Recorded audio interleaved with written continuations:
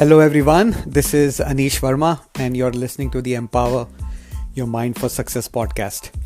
The podcast for anyone who wants to build an entrepreneurial mindset. So today was day 2 of the virtual conference I was attending, and there was a special panel in this conference where all the people sitting on the panel were 2 Comma Club members, which means they'd already made more than $1 million in their business. And they were all talking about their stories and their journeys and how they got there. One of the Comma Club members was living on food stamps, didn't have his own house, lived in the bathroom with his father in one of the houses, and now he's made more than $1 million in his business. There were some other people. There was one guy who at the age of 26 got diagnosed with colon cancer, and how he overcame that to start sharing his story about his fight against cancer and how he converted that into a business and made more than $1 million.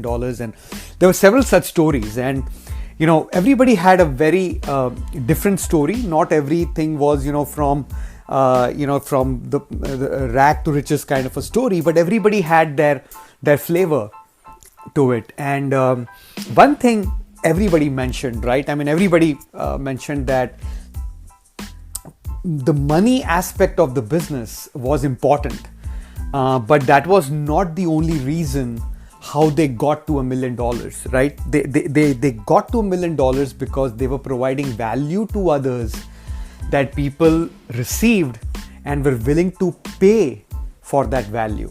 Now, one thing we all need to understand from a marketing perspective, sales perspective, right? We all humans, if do not pay the exact amount for a product that we believe the value is in dollar value. So let me explain. It sounded convoluted. So let me explain what I mean to say. So let's say you're buying a bottle of water, right? And the bottle of water costs $1, and you pay the $1, but the value of the water for you when you're paying that $1 is not $1. It's much more than $1. See, we humans always pay less than the value we receive in return. That is how marketing works. That is how sales work. And this is not, this is not like the car salesmanship where, quote unquote car salesmanship, where people, think that, they're always getting cheated or they're not getting the best deal. I'm not talking about that, right? Usually people will always pay when they see more value than the money that they're paying for it, right? So it is always better to be in a business where you can provide more value. That way you don't have to charge less. You can charge more, you can charge a premium as long as you are providing more value than the person than your client or your customer is paying you in return for. There'll never be any questions on price if the value you provide is 10 times more than the dollar amount that they're paying you for. So the panel was talking about this, and they were all at a point in their lives where they were talking that yes, money is important, but money is not the only thing why they build the business. And one can step back and say, yeah, of course it's easy for you to say that because now you have made $1 million, you're on your way to make your next million or your 10 million or your 100 million, whatever the case is, right? But this is a pattern with every successful entrepreneur or every successful executive, even in the corporate world, right? The more successful you become, the more money you make, the more spiritual the person becomes. When you have a lot of something that you desire, you're always looking for the next big thing. Let me explain that. So I want all of you to go back into your childhood, right? I'm sure, when we were all growing up, when we were kids, we all got a bicycle from our parents to ride, right? They bought us a bicycle when we were 4 or 5 years old, depending upon your family situation, maybe later. But whatever the case is, you always, craved for that bicycle when you're growing up. So you got the bicycle on your birthday or your Christmas, and or your Diwali party, in the Diwali occasion, whatever the case is, you got the bicycle and you loved it, you enjoyed it, and you kept loving it and enjoying your bike rides with your friends, right? But after you got your bike ride, you were not anymore concerned about the bike. Now you wanted the next thing. You may start craving a motorcycle or a car or a Jeep or a SUV, whatever you were trying to set your eyes on, right? So when you have something that you desire and you get it, then you are always desiring the next thing. Now this is very natural and very human, right? We are a race that has always desired for more, right? That is how the entire human race evolves, from a single cellular mechanism to being a colony of 50 trillion cells in one human body, right?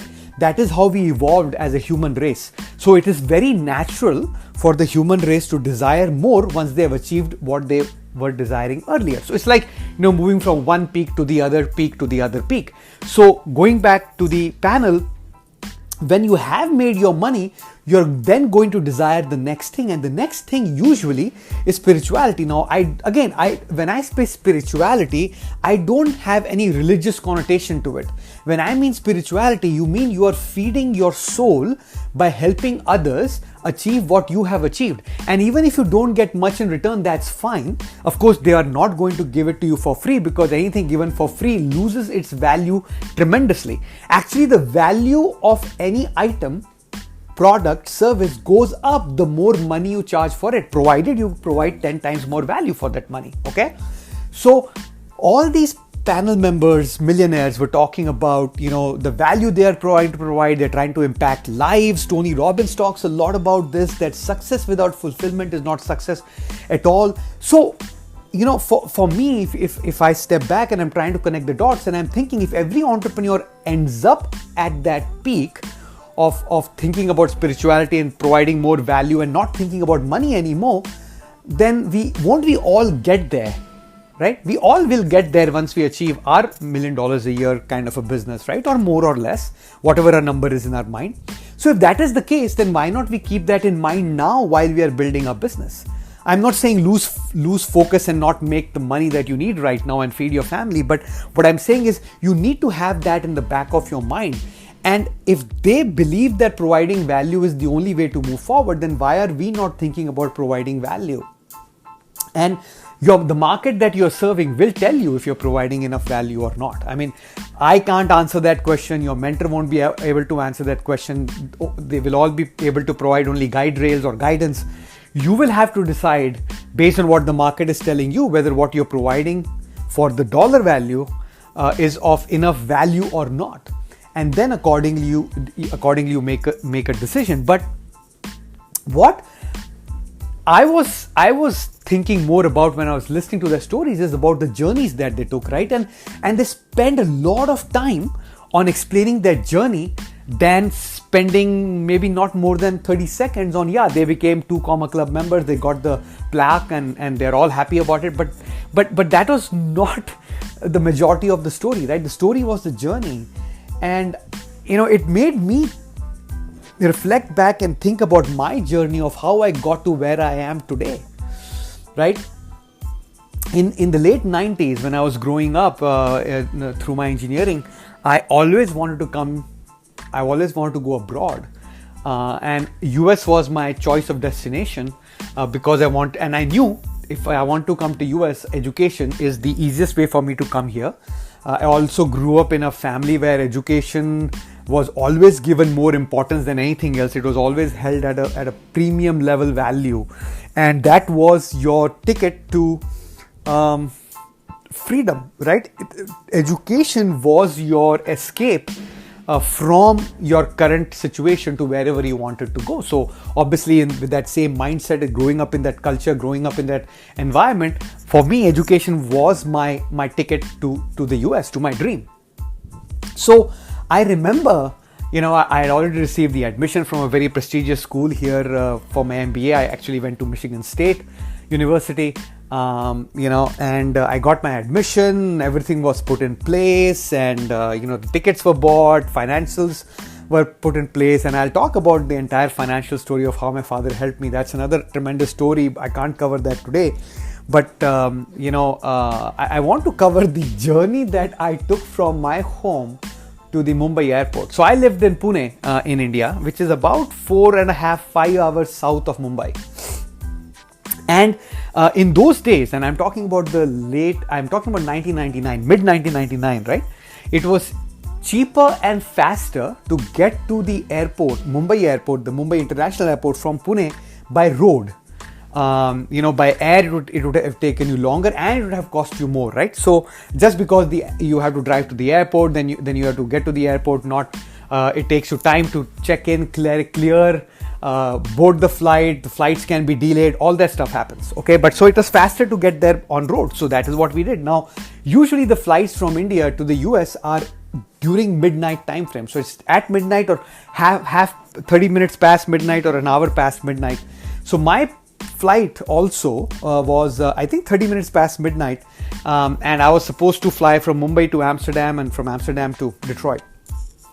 So the flight was past midnight. Usually the journey takes about 4 to 5 hours, but my father decided that we will leave in the afternoon itself. He wanted to give ourselves enough buffer time and enough time to say goodbyes when we are at the airport. So now imagine that I, being the first child in the family, I was the first one who was flying abroad to study, leave home.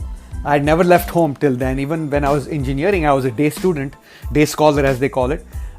So I was the first kid from my family to come abroad, so everybody wanted to come along the journey to drop me to the airport. And so we booked a big SUV. I put in my 2 suitcases and my carry-on, and everybody was there. Actually, it's not only my mom, my brother, my father, my grandfather, but it was also one of my uncles and the driver, of course, who was going to drive us from, it was like a private taxi, right? So driving us from home to the airport. So we leave home about 12 to 13 hours before the actual flight time.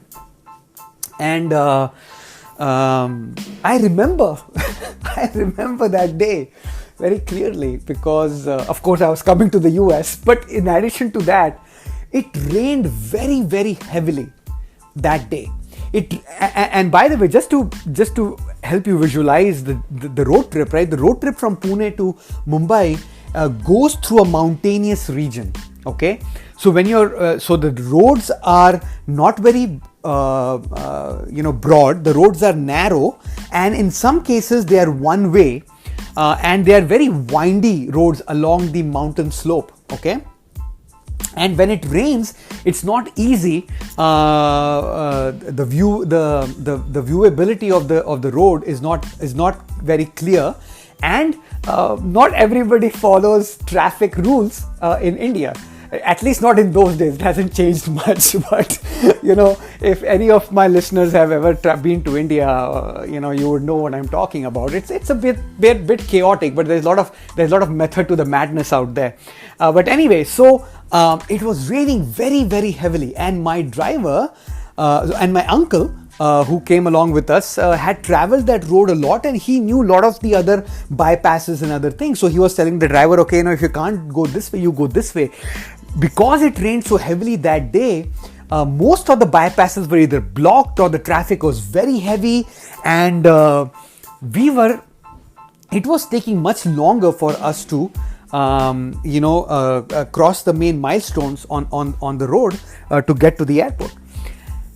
And while the driver was struggling, and while my father and my uncle were struggling to get us to the airport because we were taking plenty of detours, it was taking us longer. But also my grandfather, and I believe in 1999, my grandfather was in his mid-80s. He was in his mid-80s. He started feeling unwell during the journey. And, he had a prostate problem, so we had to stop over for restroom breaks quite often. He started feeling unwell, and it got that so bad that my grandfather could not continue on the journey anymore. And my father was upset about it, angry about it. My grandfather was feeling helpless and sorry about it. So my dad had to make a tough decision. My dad said, okay, you know what? You cannot go on this road trip anymore. So you have to get off the SUV. And because you're old, I cannot let you be by yourself. So he got off the SUV as well. And we bid our farewell. I don't even know where we were. I only remember that it was dark. It was pretty dark. When I say it was dark, I mean it was night time, and they both got off, right? So I hugged my grandfather, my father. I bid them farewell, and I got it back into the SUV, and we started going towards the airport. So now it is my mom, my brother, younger brother, and my uncle and the driver, and we are all going towards the airport. Now, in those days, we didn't have cell phones in India. Okay, we didn't have cell phones. So my father would have no idea whether I reached the airport on time, I caught the flight or not. And I know we are getting late. We were supposed to be, if everything was fine, we should have been at the airport by 6 p.m. And it was around 9 p.m., 10 p.m. and we were still not at the airport. We were still trying to struggle and find our way to the airport. And it didn't stop. It was raining like crazy, but I think the rain lessened a little bit, and the driver got us to the airport eventually. Now, I didn't have enough time to. By the way, this is my first trip to the Mumbai airport and my first flight ever of my life. Okay, I've never sat in a plane before this, so my first trip on a plane was an international trip, right? So I don't know how it feels like to fly, but I'd seen it in movies and I was not worried about it. I was pretty certain that I would be pretty cool when I get in the plane. Now, so when I got to the airport, I didn't know my way around. Nobody could come into the airport to see me, to help me beyond a certain point of time because they didn't have tickets. So I had to find my way to the kiosk. To the terminal and check in my luggage and all that good stuff and get to the gate. So I did that. And after I got to the airport, till I got to the plane, I don't have much memory of what happened. What I do remember is sitting on the plane and finally feeling relaxed that I am going to reach US because I finally got into the plane. So my journey was very interesting. Now, I don't even remember, how my mom and my brother and my uncle got back, whether they got back the same day. I don't remember. I had to call my mom and ask her some details about that evening. But it was a very fascinating, interesting journey. So the journey that was supposed to take us 4 hours, we left at around noon. I reached the airport at around 10:30, just 2 hours before an international flight. Okay, just before international flight. And it was tough, but I remember feeling relaxed. So my journey to my destination, my dream destination to the US 20 years ago was amazing. I don't think I can ever forget it. It was full of adventure along the way, unwanted stress along the way. I'm thankful that it all happened and I'm here, talking about it on my podcast with you guys, trying to help others on their journey towards financial freedom and helping all of us to get that together. But it was a fascinating journey, guys. It was amazing. And I think I wanted to share this story, obviously, so that you guys can reflect on some of the important journeys on your life, because this was a pivotal journey for me. Now, I'm not saying if I missed the plane, I would not have been able to get onto the next plane or something like that. I mean, that's beside the point. The point is, I got onto my first flight ever and I reached my destination. But the journey to the airport was not easy, and if you think about it metaphorically, right, what were the journeys in your life that have been tough, right? Because that was a pivotal journey for me. It changed my life by coming here to the US, going through my school, graduating and getting great jobs, and now I'm a full-time entrepreneur, right? So what have your journeys been? You need to go back and start documenting these stories, because when you start your entrepreneurial journey, or if you're already on your journey, then you need to start talking about your stories, because people relate to stories. The more stories you tell, the more relationship you can build with your listeners and with your clients, okay? Because people buy from people emotionally first and then try to justify it logically. This is not a trick, guys. This is not voodoo. This is not hypnotism. This is how humans are hardwired, okay? It's not me and you or some unique people who just go through this experience. Everybody goes through this experience. It is just how we are hardwired. That's how we make decisions. So think about your journeys. I hope you enjoyed listening to my journey a little bit. Maybe I can come up with a more graphical, longer version of this story, and I'll be able to talk about it on a stage or from a stage or on a live webinar someday. But I have fond memories of this journey, and everything worked out well, because it all worked out well at the end. I reached my final destination and it was all good, and I'm here. So document your journeys, guys. Your journeys will be more interesting than the final destination or the final award or the first million you make, right? Those milestones are just those 30-second fame-based, raising your hand-based victories. But the journeys are what make your victories sweeter, bitter, full of blood and sweat, but that's what makes it fun. That's what makes it worth remembering. I hope you can remember on some of your journeys, and you can take many more pivotal journeys in your life, because remember, you have unlimited potential. Own it. Thank you for listening. Until next time, take care.